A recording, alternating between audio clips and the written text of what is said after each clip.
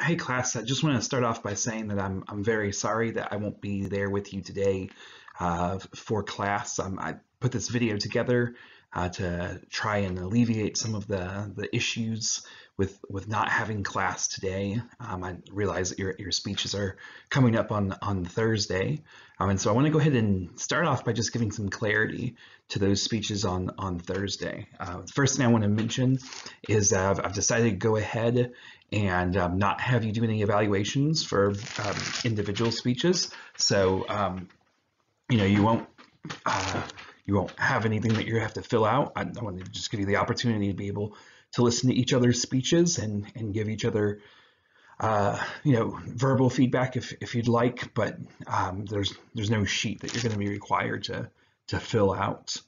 Secondly, I'm going to ask you a question on your topic when you get finished with your speech. And in fact, I will allow people in the audience to ask you questions as well. One thing I've found as I've done this speech a number of times over the last few semesters here is that people tend to be very interested in the topics that are chosen, and they want to know more about not just your solutions that you offer, but how it is that you came across this particular topic, things that are interesting to them. And so I will give you a chance to ask questions of the speakers, probably no more than about 3 questions, because we will have to still keep it kind of time formatted. Obviously on days where we have fewer speakers, it won't be that much of a problem, but again, I want to give you a chance to ask people questions as they give speeches on topics that interest you. And then the last thing that I want to mention is that I just want to remind you that you will lose 5 points for every speech that you miss. So it's really important that at the end here you are able to show up and listen to everyone's speech. If there's a reason why you can't make it on a particular day or a particular time to listen to some speeches, let me know about that ahead of time. But it's written in the syllabus. It's there from the beginning of the semester. It's absolutely critical that you are there and you are a respectful audience towards the people who are giving their speeches on the day, regardless of whether or not you are giving a speech. Now, that being said, I also just want to place a heavy emphasis on the fact that if there is a legitimate reason why you cannot be there, let me know about that ahead of time. The groups that you're in, don't forget, we're going to start off the day by encouraging each person before they give a speech that they will give an awesome speech, and you want to be there for that part as well. One final thing I should mention about the speeches is that because we have such a restricted format, will be done by the last week of November for this class. It will not be possible to make up this speech, so you have to go on your allotted time, and if you don't show up for your allotted time, there's really nothing I can do to put you in to the class period. We only have 2 more class periods where we're just sitting here and talking to each other. The rest of the time we're doing debates and speeches. So it's very important that you give your speech on the time that you're slotted for. And that being said, let's go ahead and talk about the topic that is, need to mention this as well. As much as possible, I will ask that you keep your camera on. Because that simulates as best as possible an audience that people can look at. It's the best that we can kind of do in COVID-19 time period. Again, I'm not going to, just same way I've been the whole semester, I'm not going to call you out and be like, hey, why don't you have your camera on? You're the best judge of that, but I will at the beginning of class ask everybody to turn their cameras on so that you can be a true audience for the person giving the speech. That being said, I want to go ahead and jump straight into the debate topic that we have, or the topic I should say that we have about debating. Sometimes when people get to this class, they're okay with doing public speaking. that they warm up to it over time, but they're like, the thing I really don't like is just debating somebody else. I don't want to get in front of an audience of people and have to debate somebody on a topic.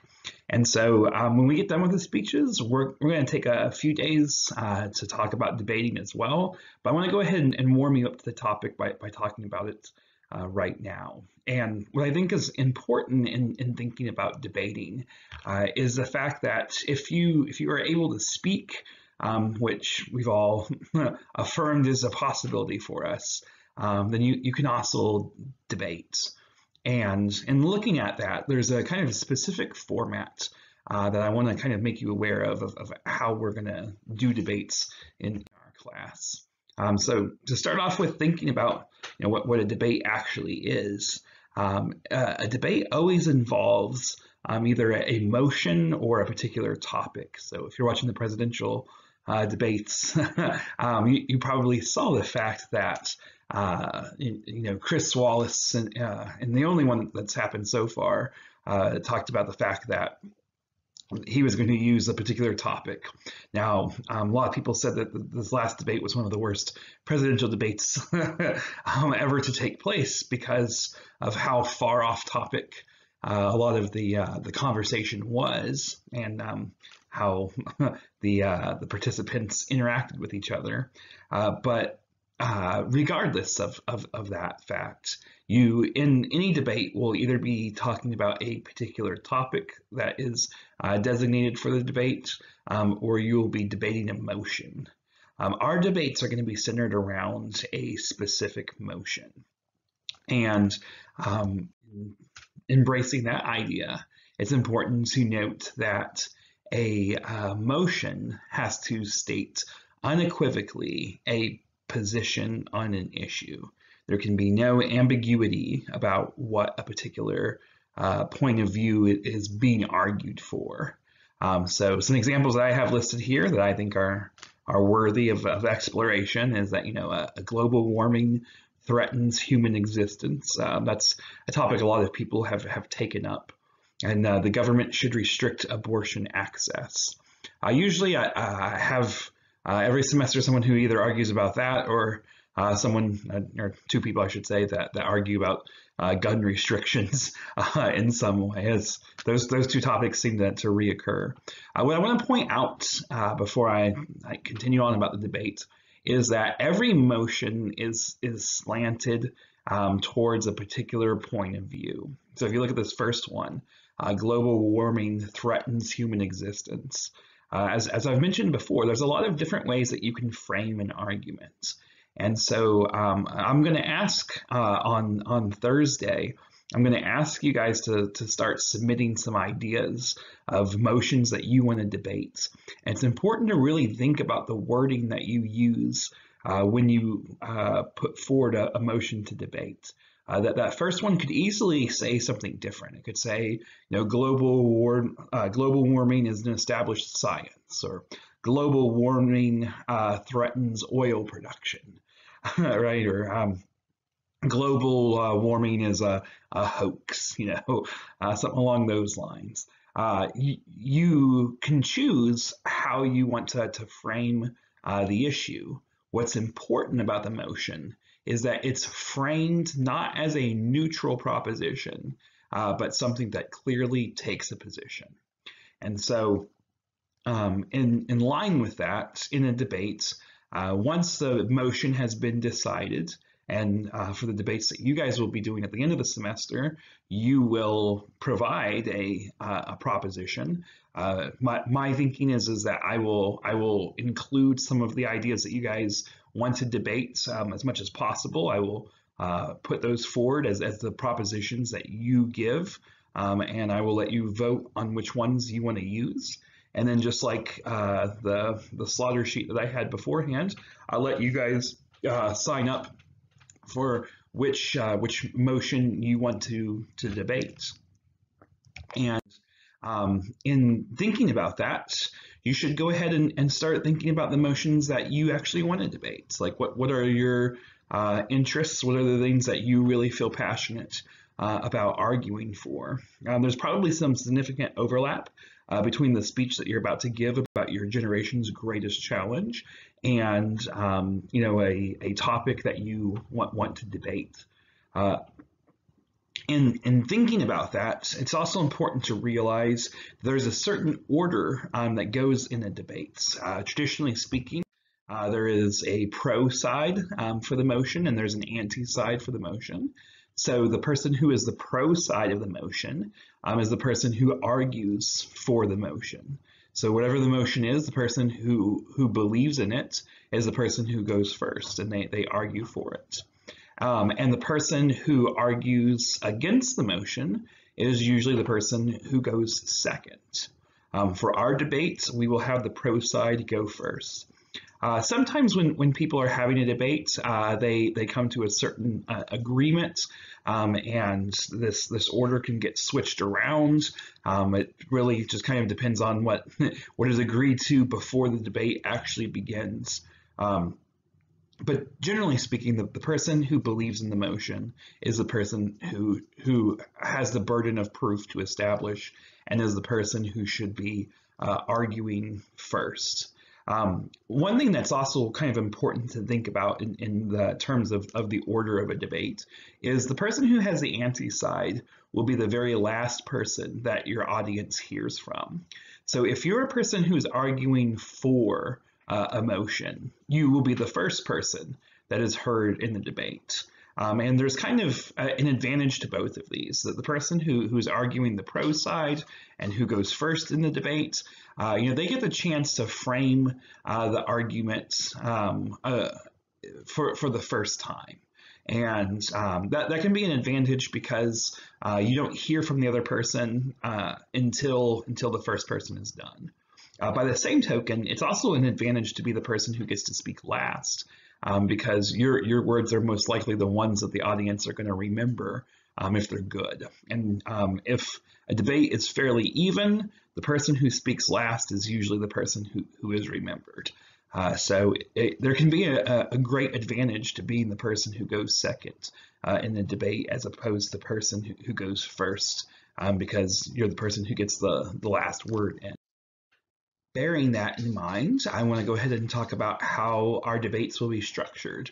So if you look at this slide, there's basically four things that happen in the debate that we will have. Each speaker gets equal time, and you don't get even a second beyond your time. So if you try to go for 2 minutes and 1 second, I'm afraid I will have to cut you off, and that is just because we have exactly enough time in our class formats to be able to do all the debates that we're going to be able to do. On the days where we will not have 3 debates, I will let the class talk a little bit about the debates that we have. But on the days where we have to have 3 debates, it's really like you're going to have to stay strict to your time. Now, usually time's not a problem because people don't always use all of their time in each section. But bearing that in mind, the basic breakdown is that there's kind of 4 sections. Both speakers start off with an introduction, and they get 2 minutes for that. In each segment of this debate, it's uninterrupted, so you're responding to each other, but you're not doing that in real time. You give the person full 2 minutes for your introduction, and that's both the person who's arguing for the motion and the person who's arguing against it. You get 2 minutes after that for a rebuttal. So again, the person who is arguing for the motion will go first. The person who's arguing against the motion will go second. You get 4 minutes for each speaker to make their main argument. And again, the person who's arguing for the motion will go first. The person who's arguing against will go last. And then last and finally, you get 2 minutes for a conclusion. Now, you can use every second of this time, but once your time is up, you're done, and you're under no obligation to be able to speak for the full 10 minutes that you're given, or 2 minutes, 2 minutes, 4 minutes, and 2 minutes. In the main argument, sometimes people struggle with coming up with 4 minutes worth of arguments for what they have. And what I would say is in this particular section, you're really arguing just enough to be able to make your best case possible. If, for instance, you feel that your opponent hasn't really addressed your arguments very well, you might take this time to point that out to your audience. If you feel that your opponent has done a really good job with it, then you may take this time to make your strongest sort of case. But it's really up to you to decide how you want to pursue the main argument section that you have. What I'm going to do on this next slide is I want to show you how that you can break that down to make it the most effective based off the principles that we've learned this semester. And so what I want to do is I want to talk about how you can use your time to not only conform to the rubric that you'll have for the class, but also to give a persuasive debate. So each of those sections that you have for the debate, you're trying to accomplish something specific in each part. At the beginning, when you're talking and you have your introduction, that's when you should use the hook that we were kind of practicing the last day of class. You want to hook your audience into describing whatever it is that you're going to be debating about. And this is the moment where you lay that foundation that we talked about credibility of ethos, to basically try and focus on how you want to argue the motion that you're going to be arguing. And like I said just a moment ago, you can choose to argue a motion a lot of different ways, but the beginning is absolutely the essential moment where you build that credibility with your audience. It's your audience's first perception about you, and so you want to make sure you make it a good one. The rebuttal is where you actually start trying to take on your opponent's arguments. So again, in the introduction, you're just laying the foundation. You're letting the audience get to know you, letting the audience get to understand your own point of view. You will focus on how you want to argue, and again, use that hook. But in the rebuttal, this is where you decide how you're going to frame your opponent's arguments. This is where you start pointing out some of the flaws in your opponent's arguments. And really, this is the moment where you move from talking just about ethos into looking a little bit more from a logos sort of perspective.